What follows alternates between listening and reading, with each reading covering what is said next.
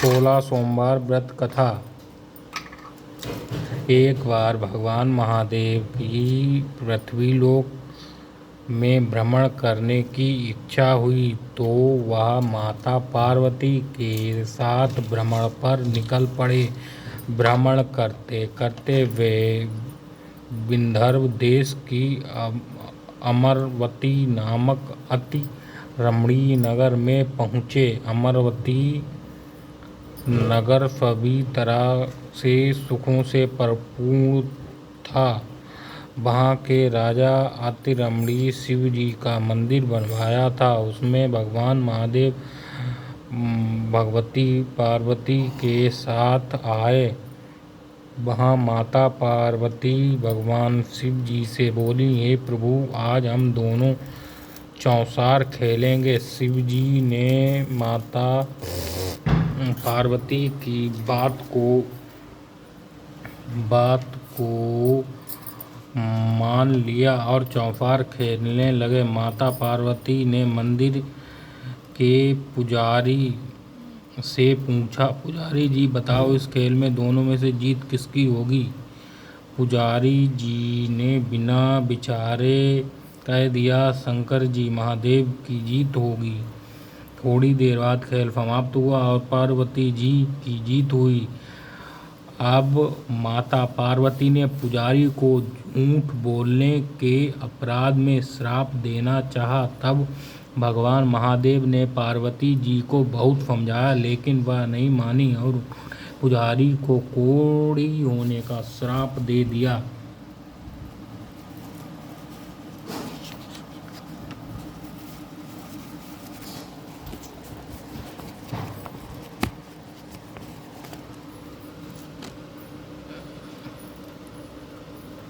कुछ समय बाद पार्वती जी के श्राप के अनुसार पुजारी के शरीर में कोढ़ पैदा हो गया। इस कारण पुजारी बहुत दुखी रहने लगा। इस प्रकार कष्ट भोगते हुए कई दिन बीत गए। एक दिन स्वर्गलोक की अप्सराएं शिव जी की पूजा करने के लिए उसी मंदिर में आईं और उन्होंने पुजारी के कोढ़ को कष्ट देखकर बड़े दया भाव से उनसे यह रोग होने का कारण पूछा। पुजारी ने बात उन्हें बताई। तब वे अप्सराएं बोली, हे पुजारी जी, तुम दुखी मत हो, भगवान शिव जी तुम्हारे कष्ट को दूर करेंगे।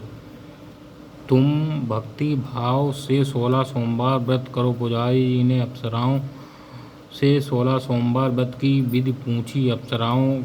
अप्सराओं ने बताया कि जिस दिन 16 सोमवार, उस दिन से भक्तिभाव से व्रत करो और स्वच्छ वस्त्र पहनकर आधा सेर गेहूं का आटा लो और बाटी बनाकर गुड़ व घी मिलाकर चूरमा बनाओ। अब उनमें 3 भाग कर लो। फिर घी, गुड़, धूप,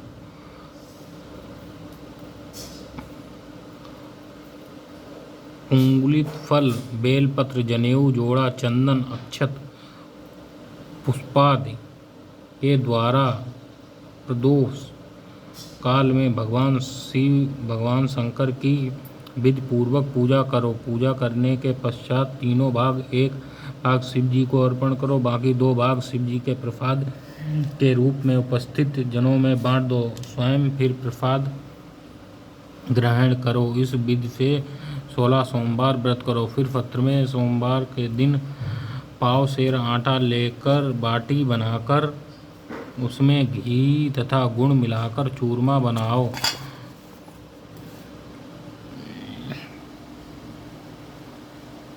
चूरमा और शिव जी का भोग लगाकर उपस्थित भक्तों में बांट दो। ऐसा कहकर अप्सराएं स्वर्ग को चली गईं। ब्राह्मण ने यथाविधि 16 सोमवार व्रत किया और भगवान शिव जी की कृपा से कोढ़ मुक्त होकर आनंद पूर्वक रहने लगे। कुछ दिन बाद पुनः भगवान शिव, माता पार्वती उस मंदिर में आईं। तब ब्राह्मण से निरोग देखकर पार्वती जी ने ब्राह्मण से रोग मुक्त होने का उपाय पूछा तो ब्राह्मण ने 16 सोमवार व्रत विषय में बता दिया। तब माता पार्वती अति प्रसन्न होकर ब्राह्मण से व्रत की विधि पूछी और फिर उसी विधि के अनुसार व्रत करना शुरू कर दिया। उन्होंने व्रत करते हुए कामना की उनका पुत्र वापस लौट आए। व्रत करने के बाद उनकी मनोकामना पूर्ण हुई और उनका रूठा हुआ स्वामी कार्तिकेय स्वयं माता का आज्ञाकारी हुआ। कार्तिकेय जी ने अपने इस विचार परिवर्तन का रहस्य जानना चाहा।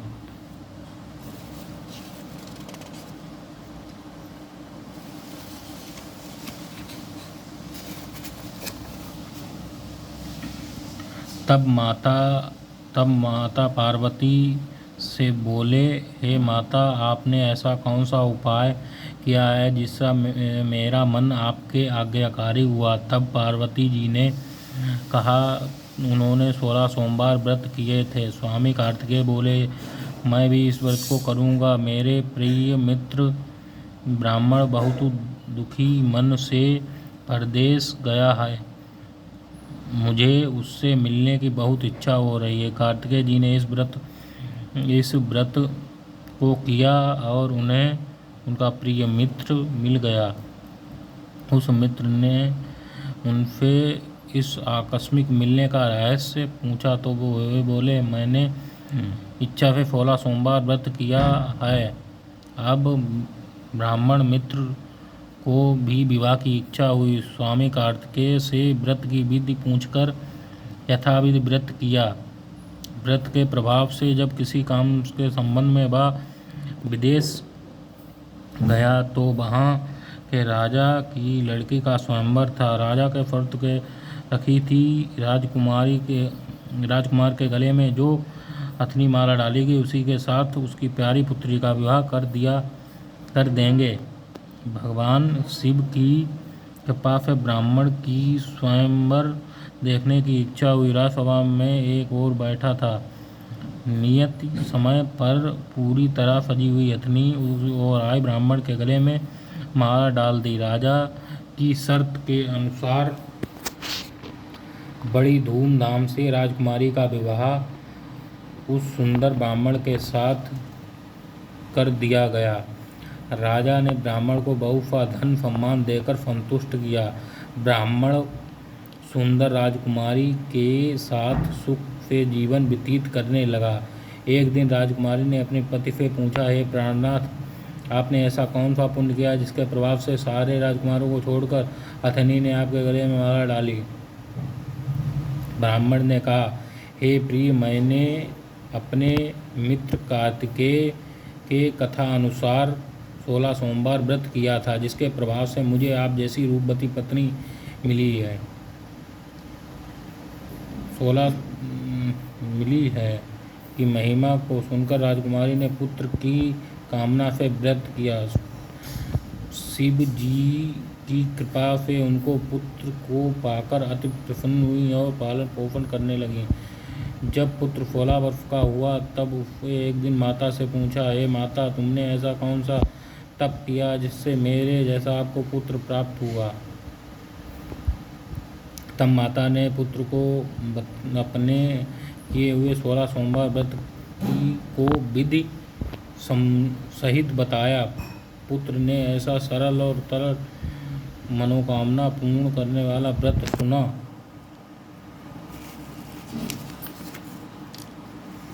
तो वह राज्य अधिकार पाने की इच्छा से 16 सोमवार यथाविधि करने लगा। उसी समय एक देश के वृद्ध राजा के सैनिक ने आकर उसको राजकुमारी के लिए वरण कर लिया। वह वृद्ध राजा अपनी पुत्री का विवाह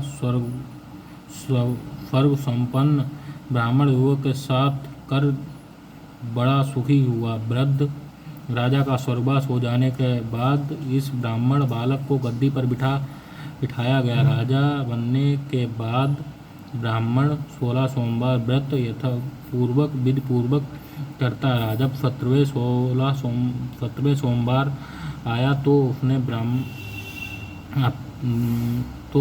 ब्राह्मण पुत्र ने अपनी पत्नी से सारी पूजा सामग्री लेकर शिव जी के शिव जी के शिवालय में चलने को कहा, परंतु उसकी पत्नी ने आज्ञा की परवाह नहीं की और उसने सारी पूजा सामग्री दासियों द्वारा शिवालय में भिजवा दी और स्वयं मंदिर नहीं गई। जब राजा ने भगवान शिव की पूजा समाप्त की तब आकाशवाणी हुई, हे राजन, तुम अपनी रानी को राजमहल से निकाल दो, नहीं तो तुम्हारा सर्वनाश हो जाएगा। आकाशवाणी के अनुसार राजा ने भयभीत हो गया और तत्काल मंत्री गृह आकर उसने सभासदों से मंत्रणा की, फिर रानी को अपने यहाँ से निकाल दिया। रानी दुखे हृदय से भाग को कोसती हुई नगर से बाहर चली गई। रास्ते में उसे एक बुढ़िया सूत काटकर बेचने ले जा रही थी। सूत का गट्ठर भारी होने के कारण बुढ़िया उसे उठा नहीं पा रही थी। बुढ़िया ने रानी से कहा, गट्ठर उठाकर चलने को कहा। रानी ने बुढ़िया का सिर पे सूत को गठरी उतारकर अपने सिर पर रख ली। थोड़ी देर बाद बहुत तेज आंधी आई और बुढ़िया का सूत पोटली सहित उड़ गया। थोड़ी देर बाद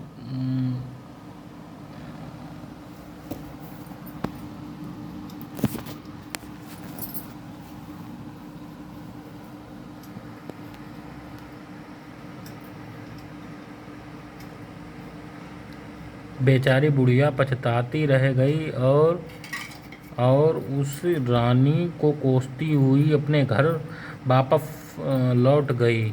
चलते चलते रानी एक तेली के यहाँ पहुँची तो तेली के मटके शिव जी के प्रकोप से सब चटक गए। ऐसी दफा देखकर तेली ने रानी को वहाँ से भगा दिया। इस प्रकार रानी बहुत दुखी पाती हुई एक नदी के तट पर पहुंची तो नदी का सारा जल सूख गया। फिर रानी एक सरोवर में सीढ़ी से उतरकर जल पीने के लिए उसमें हाथ को जल से स्पर्श किया तो सरोवर के जल में असंख्य कीड़े तैरने लगे। रानी ने अपने भाग्य को दोष देती हुई जल को पीकर पेड़ के शीतल छाया में विश्राम करने को गई तो जिस पेड़ के नीचे जाती उसी पेड़ के पत्ते गिर जाते। वन, सरोवर और जल की ऐसी दफा देखकर गाय चराते ग्वालवालों के समीप नृप पुजारी को सारी बात बताई। पुजारी के कहने पर ग्वालवालों ने रानी को पकड़कर पुजारी के पास ले गए। रानी की मुख की क्रांति और शरीर की शोभा देखकर पुजारी ने सोचा, यह अवश्य ही किस्मत की मारी कुलीन स्त्री है। ऐसा सोचकर पुजारी ने रानी से कहा, हे पुत्री, मैं तुमको अपनी पुत्री के समान रखूँगा। तुम मेरे आश्रम में ही रहो, मैं तुमको किसी प्रकार का कष्ट नहीं दूंगा। पुजारी ने ऐसे वचन सुनकर रानी को धीरज मिला और आश्रम में रहने लगी। परंतु आश्रम में रानी जो भी भोजन बनाती वह फट जाता और जल भरने जाती तो कीड़े पड़ जाते। अब जो पुजारी भी दुखी हुए, उन्होंने रानी से पूछा, हे बेटी, तुम्हारे ऊपर कौन से देव का प्रकोप है, तुम्हारी ऐसी दशा हुई है। पुजारी जी की बात सुनकर रानी ने भगवान शिव जी की पूजा का बहिष्कार की सारी बात सुनाई। पुजारी जी ने रानी से कहा, हे देवी, तुम सारे मनोरथ पूर्ण करने वाला 16 सोमवार व्रत करो, जिसके प्रभाव से तुम अपने कष्ट को मुक्त पा सकोगी। पुजारी की बात सुनकर रानी ने 16 सोमवार व्रत पूर्वक संपन्न किया और 17वें सोमवार को व्रत का उद्यापन किया। व्रत के प्रभाव से राजा के हृदय में विचार आया कि रानी को बहुत समय व्यतीत हो गया है, वह न जाने कहाँ कहाँ भटक रही होगी, उसे ढूंढकर वापस लाया जाना चाहिए। यह सोचकर राजा ने अपनी रानी की तलाश में चारों दिशाओं में दूत भेजे। वे दूत रानी को ढूंढते ढूंढते पुजारी के आश्रम में पहुँचे। वहाँ रानी को पाकर उन्होंने पुजारी से रानी को भेजने को कहा, परंतु पुजारी ने उनसे मना कर दिया। तब दूत चुपचाप लौटकर महाराज के सम्मुख रानी का पता बतलाया। रानी का पता पाकर राजा स्वयं पुजारी के आश्रम में गए और पुजारी से आदरपूर्वक बोले, महाराज, जो देवी आपके आश्रम में रहती वह मेरी पत्नी है। शिव जी के कोप के कारण मैंने उन्हें त्याग दिया था। अब इस पर शिव जी का प्रकोप शांत हो गया, इसलिए मैं लेने आया हूँ। आप इनको मेरे साथ जाने की आज्ञा दीजिए। पुजारी ने राजा के वचन को सत्य जानकर रानी को राजा के साथ विदा किया। रानी सुख सुख राजा के साथ महल में आई। नगर में अनेक प्रकार के बाजे बजने लगे। नगरवासियों के पूरे नगर तोमड़ बंदरबारों से नाना प्रकार से सजाया। घर घर में मंगलयान होने लगे। राजा ने अनेक तरह से ब्राह्मण को दान आदि देकर संतुष्ट किया। याचक को अन्न, वस्त्र, धन आदि दिया। इस प्रकार राजा शिव जी की कृपा के पात्र हो